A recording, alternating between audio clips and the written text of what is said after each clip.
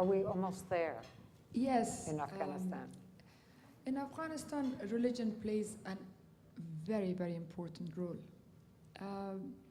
We believed that we didn't have the problems which existed in Ireland or somewhere else.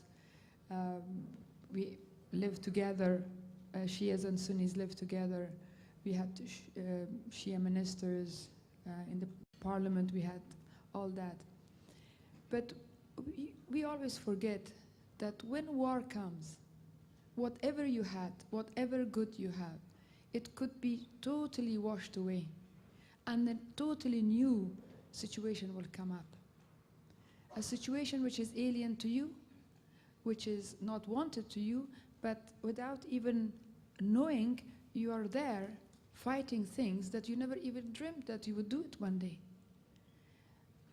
And most of it is because religion is important, and governments, countries, outsiders, they take the opportunity to use it against you without you noticing it.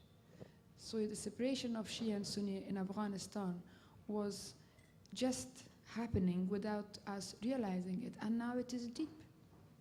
I mean, the day of Ashura, I was scared that in Herat there will be a big clash between the Shias and Sunnis, because when I was there I could feel it.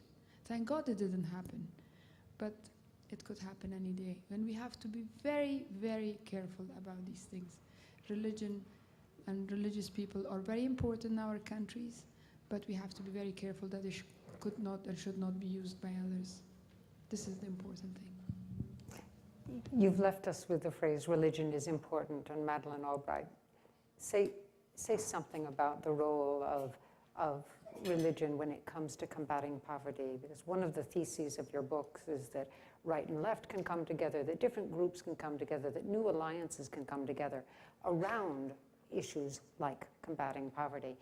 What are we seeing today in that regard, and seeing the Christian Coalition and others being active in these issues? Well, I think what is interesting and very hard for some of us to accept is that there are issues on which right and left can actually work together.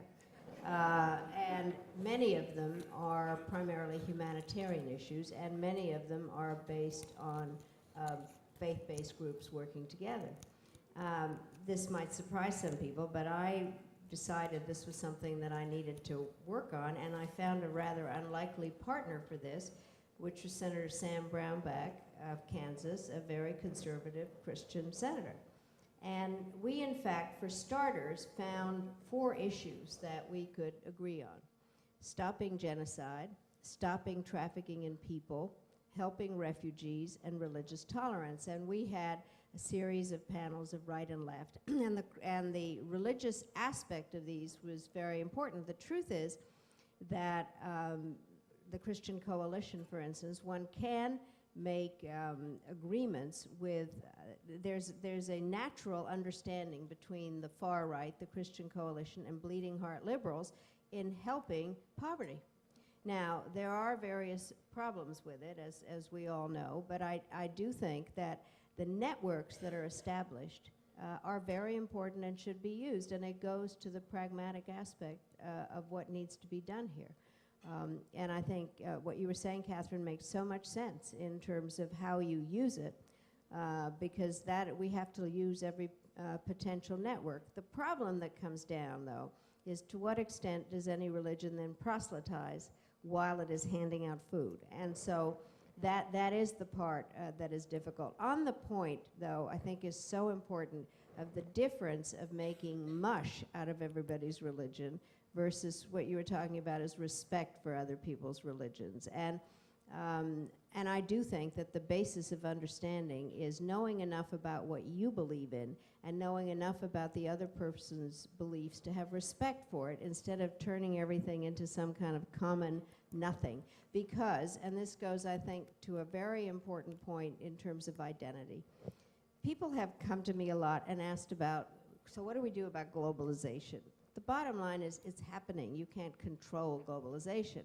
And so what is it that has to happen within it? And globalization, I think, has hurt a lot in terms of people understanding where they belong, et cetera. And so there has been a greater cleaving to one's group to find group identity or religious identity. And what has happened is that there is pride in the group one belongs to. But when that pride turns into hatred of another group, that is where the problems come. But one can understand why, when there's such a large canvas, that people want to belong to a particular group, and therefore understanding and respecting what people believe in, I think, is what ultimately this comes down to.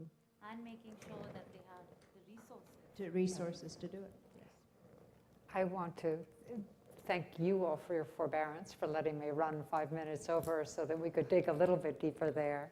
And thank each of you for an extraordinary hour together. Thank you.